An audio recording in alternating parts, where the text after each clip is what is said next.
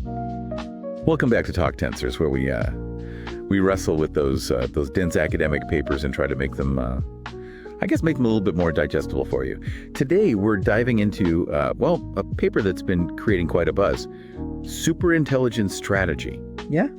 It's got a pretty stark warning, doesn't it? Superintelligent AI might be closer than we think. Closer than we think, and we need to start preparing now. Yeah. It really is fascinating how this paper frames superintelligence as like a national security issue right up there with nuclear weapons. Yeah. It's a big deal. And the authors are some heavy hitters in the AI world. So when they sound the alarm, people tend to listen. Yeah. It's not just some sci-fi thought experiment anymore, is it? So before we get into the nitty-gritty of their strategy, I think it'd be helpful to understand the context. Yeah.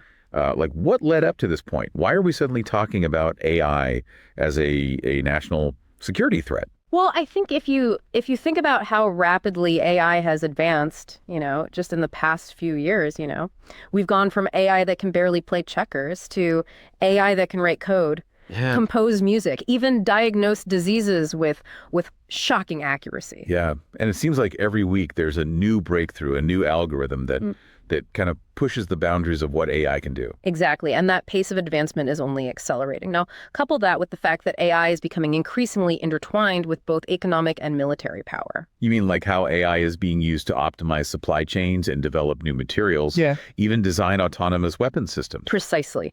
AI is no longer just a tool for making things more efficient. It's becoming a key driver of innovation and strategic advantage. Right. And that's where the national security concerns come in. Because if one nation gains a significant edge in AI, it could potentially destabilize the global balance of power. Exactly. The paper argues that we're entering a new era of strategic competition, one where AI is the key differentiator.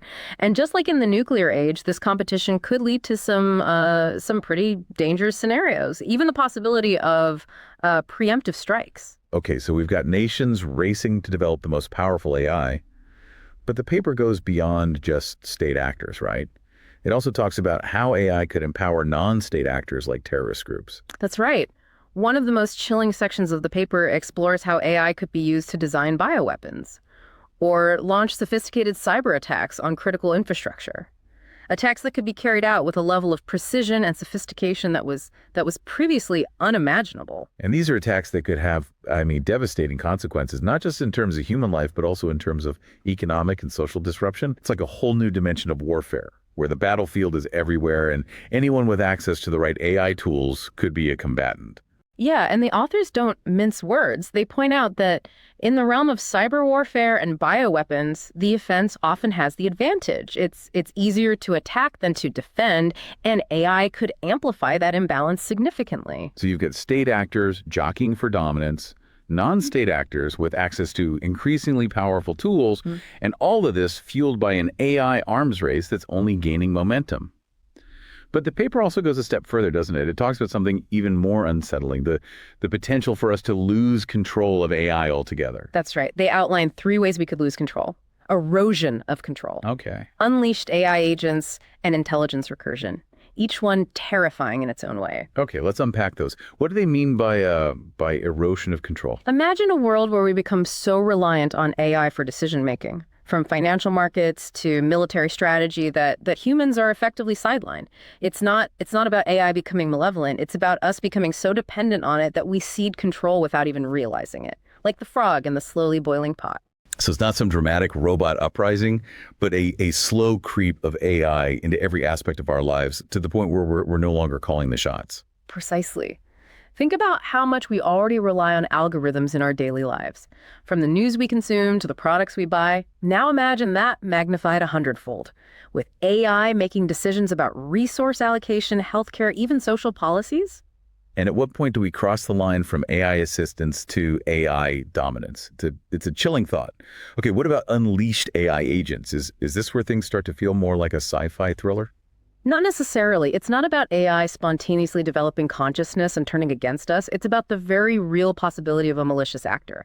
A nation state, a terrorist group, even a lone wolf, intentionally releasing a powerful, unsafeguarded AI into the wild. Think of it like unleashing a virus, but one that can adapt, learn, and potentially wreak havoc on digital and physical systems alike. Okay, so the nightmare scenario isn't rogue AI. It's rogue humans with access to AI tools they can't control or don't fully understand. That's a key point. It's not about demonizing AI. It's about recognizing the potential for misuse, especially as these tools become more powerful and more accessible. Right. It's a reminder that even the most advanced technology is ultimately a reflection of the humans who create and wield it. Okay, and lastly, what about intelligence recursion? This one sounds a bit more like something out of a science fiction novel. It does, but the underlying concept is actually quite straightforward. Imagine an AI that's not only capable of learning and problem solving, but can actually research and develop even more powerful AI. So AI essentially like bootstrapping itself to higher and higher levels of intelligence. Exactly. And because AI operates on timescales far beyond our own, this process could accelerate exponentially, leading to what some experts call an intelligence explosion. And at that point, could we even comprehend, let alone control what we've created? That's the big question, and one that the authors of this paper are urging us to confront. They argue that we can't wait for these scenarios to play out. We need to start thinking about solutions now. And that's where their proposed superintelligence strategy comes in, right? Yeah. A roadmap for navigating this uncharted territory. Yeah. But before we dive into that, I think we need to take a quick break. We'll be back in a moment to explore the core elements of their strategy. That's right. Their strategy is kind of like a three-legged stool, Okay. Deterrence, non-proliferation, and competitiveness. Yep. Let's start with deterrence, because this is where they introduce that rather chilling concept of mutual assured AI malfunction, or MAIM. MAIM. It sounds almost like something out of a dystopian novel. How does this work exactly? Is it really just a tech-fueled version of AMBA? Yeah. That terrifying stalemate that kept the U.S. and the Soviet Union from launching nukes during the Cold War? It's definitely inspired by Mayday, but with a distinctly AI twist. The idea is that any nation attempting to gain a decisive advantage with superintelligence would risk having their own AI projects sabotaged. So instead of launching missiles, we'd be launching cyberattacks or maybe even physical strikes on data centers. Exactly. It's a high-stakes game of digital brinkmanship. The authors argue that this kind of deterrence is already emerging organically, given how vulnerable AI systems are to sophisticated hacking. But they also suggest that we need to actively maintain it to prevent things from spiraling out of control. So establish some ground rules, make sure everyone understands the consequences of escalation, kind of like those back channels that existed during the Cold War to prevent misunderstandings. Precisely. They talk about the need for clear escalation ladders, so nations know what actions would trigger a response and what that response might entail. It's about managing risk, not eliminating it entirely. Okay, so deterrence is about preventing the worst case scenarios. But what about actually stopping these dangerous AI capabilities from spreading in the first place? That's where non-proliferation comes in, right? Right. And just like with nuclear non-proliferation, it's a multifaceted challenge. The paper breaks down into three areas: compute security, information security, and AI security. Okay, let's break those down. What is compute security in this context? It's all about controlling access to the hardware, the AI chips that are essential for developing and running powerful AI systems. Think of it like controlling access to enriched uranium in the nuclear age. Right. You can't build a bomb without the material, and you can't build a superintelligence without the computing power. So we're talking about export controls, tracking systems, maybe even safeguards built directly into the chips themselves. Exactly. They even suggest things like embedding self-destruct mechanisms into AI chips, kind of like those explosive charges they put on sensitive equipment to prevent it from falling into enemy hands. Wow, that's taking security to a whole new level. What about information security? What kind of information are we trying to protect here? It's about safeguarding the model weights, the core data that defines how an AI operates. This is the intellectual property, the secret sauce that makes an AI unique and powerful. If these model weights fall into the wrong hands, it could be disastrous. It's like letting someone steal the blueprints for your most advanced weapon system. Exactly. They argue that we need to treat these model weights with the same level of security we apply to, say, nuclear weapons designs. Okay, so we've got the hardware, we've got the software. What about AI security? Is this about making sure the AI itself isn't somehow hijacked or corrupted? It's more about ensuring that even publicly available AI systems, like those chatbots or online tools we use every day, are designed with safeguards that prevent them from being exploited for harmful purposes. Think of it like building in ethical guidelines and safety protocols from the ground up. So making sure you can't trick a chatbot into, say, designing a bioweapon or helping someone hack into critical infrastructure. Yep. Exactly. They talk about refusal training, teaching AIs to recognize and reject dangerous requests, and things like know your customer protocols to ensure that access to powerful AI is only granted to legitimate users. Okay. So we've got deterrence to prevent the worst case scenarios, and non-proliferation to limit the spread of dangerous capabilities. But the third leg of their strategy is competitiveness, right? Yeah. And this one seems a bit more nuanced. It's not just about staying ahead in the AI arms race, is it? It's about ensuring that nations can harness the benefits of AI while also mitigating the risk. It's about fostering innovation, but responsibly. And they break it down into 4 key areas: military strength, economic security, legal frameworks for AI, and maintaining political stability. It's a lot to cover there. Let's start with the military. How do they see AI shaping military power in the future? Well, they highlight the growing importance of autonomous weapons systems, especially drones, but they also emphasize the need for human oversight, especially when it comes to critical decisions that could escalate a conflict. So finding that balance between leveraging AI speed and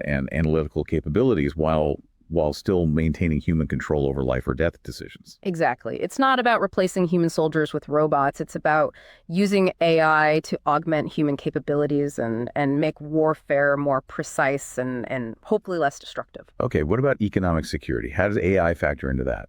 They argue that a nation's economic strength will increasingly depend on its ability to effectively harness AI. And they specifically call out the issue of AI chip manufacturing, which, as we discussed earlier, is heavily concentrated in Taiwan. They see this as a major vulnerability, especially given the geopolitical tensions in the region. Right. It's like having all your eggs in one basket, and that basket is sitting in a very volatile part of the world. They suggest diversifying production, right? Investing in domestic chip manufacturing capabilities. Exactly. They argue that nations need to start thinking about AI chip production as a strategic imperative, not just an economic issue. It's like how nations used to stockpile strategic resources like oil and steel. Now it's silicon and algorithms. Okay, and what about legal frameworks for AI? It seems like the law is always struggling to keep up with technology. It is, but the authors argue that we can actually draw on existing legal principles and adapt them to the world of AI. They talk about things like duty of care, making sure AI agents don't cause harm, and the duty not to lie, ensuring that AI systems are truthful in their interactions. So applying concepts like negligence and fraud to the realm of AI. Interesting, but how do you hold an algorithm accountable? It's not like you can put a chatbot on trial. That's one of the big challenges, and they admit there's no easy answer. But they argue that we need to start thinking about these legal and ethical questions now before AI becomes so integrated into our lives that it's too late to impose meaningful safeguards. Right. It's about getting ahead of the curve, anticipating the potential problems before they become, full-blown crises. Okay, and the last piece of their competitiveness strategy is maintaining political stability. How does that tie into AI? Well, they argue that as AI-driven automation transforms our economies and our societies, we need to be prepared for the potential disruptions, particularly in the labor market. Right. If robots are taking our jobs, it's bound to lead to social unrest. Exactly. They talk about the need to proactively address these challenges with things like retraining programs, social safety nets, and even exploring new economic models like universal basic income. So not just focusing on the technological advancements, but also thinking about the social and economic impacts, the human side of the equation. Absolutely. It's about ensuring that the benefits of AI are shared broadly and that its development doesn't exacerbate existing inequalities. This paper really does cover a lot of ground, from the potential for AI-powered superweapons to the need for new social contracts in the age of automation. It's a lot to process, but it seems like the key takeaway is that AI is no longer just a technological issue. It's a societal issue. Yeah. One that's going to require us to rethink everything from our national security strategies to our economic models to our very understanding of what it means to be human in a world where machines are becoming increasingly intelligent. I think that's a great summary. This paper isn't just a technical analysis, it's a call to action, a call for us to engage in a serious and sustained conversation about the future of AI and to ensure that its development aligns with our values and our aspirations for a better world. Okay, so we've covered the core arguments of this paper, the history that led to it, and the strategic framework they propose for navigating the age of superintelligence. Now, as always, I'm curious about your novel notions, those thought-provoking extensions that spring to mind after grappling with such a dense and challenging topic. Well, one thought that keeps bouncing around in my head is, the paper focuses a lot on controlling access to powerful AI, treating it almost like a dangerous weapon that needs to be locked away.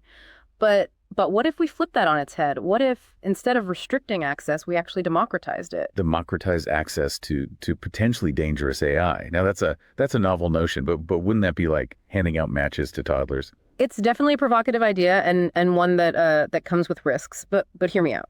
What if, as part of their national security strategy, nations actually provided every citizen with a basic set of AI tools and resources, along with comprehensive training on responsible use and ethical considerations? So instead of trying to keep this technology in the hands of a select few, we empower everyone with it. It's a bold idea, to say the least, but wouldn't that just increase the risk of misuse? It's a valid concern, but think about it this way. Restricting access has never really worked in the past. Whether it's nuclear technology or bioweapons, the knowledge and the tools eventually find their way into the wrong hands.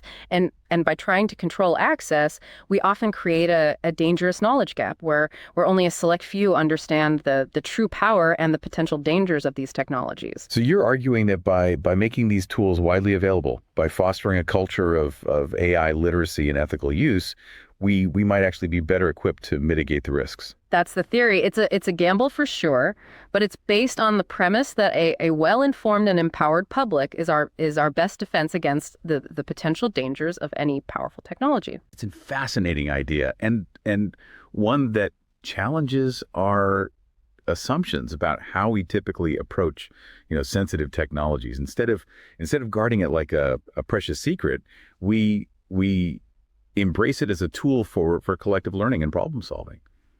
It's definitely a novel notion and one that raises a lot of questions, but that's what we do here at Talk Tensors, right? We explore the frontiers of AI, challenge conventional thinking, and hopefully spark some insightful conversations along the way. It certainly does. And speaking of questions, I have one for you. If you were leading a nation in this rapidly evolving AI landscape, how would you approach these challenges? What would your superintelligence strategy look like? Oh, that's a big one. Well, if I were in the hot seat, I'd definitely prioritize building robust and transparent AI governance frameworks, both domestically and internationally. We need clear rules of the road for developing and deploying AI, especially as it becomes more and more powerful. So something like an international body dedicated to AI oversight, maybe kind of like the IAEA for the nuclear age, but for AI. Exactly. An organization with real teeth, one that can, set standards, monitor compliance and mediate disputes between nations. We need to foster collaboration and information sharing, even among countries that might be rivals in other areas. Superintelligence is a global challenge that demands a global response. It's a bit like climate change in that way, right? No single nation can solve the problem alone. We need collective action, coordinated strategies, and a shared commitment to finding solutions that benefit all of humanity. Absolutely. And along with those international frameworks, I'd also make massive investments in public education and awareness about AI. We need to equip citizens with the knowledge and critical thinking skills to navigate this new world. So a focus on AI literacy, not just for tech experts, but for everyone. It's about empowering people to understand how AI works, how it's being used, and how it might impact their lives. Exactly. Because ultimately, the future of AI will be shaped by the choices we make as individuals, as communities, and as a global society. Well said. It's a powerful reminder that the future of AI is is not predetermined. It's something we have the power to shape through the decisions we make today, the conversations we have, and the actions we take. And on the note, I want to thank you for joining us on this deep dive into superintelligence strategy. It's been a thought-provoking journey, to say the least. It has, and I think it's just the beginning of a much larger conversation about how we navigate the age of superintelligence. To our listeners, thank you for tuning in to Talk Tensors. Remember, this is just the start of the conversation. Keep exploring these issues. Keep asking questions and keep pushing the boundaries of what's possible with AI. Always with a focus on responsible development and a commitment to building a future where AI benefits all of humankind. Until next time, keep those tensors talking.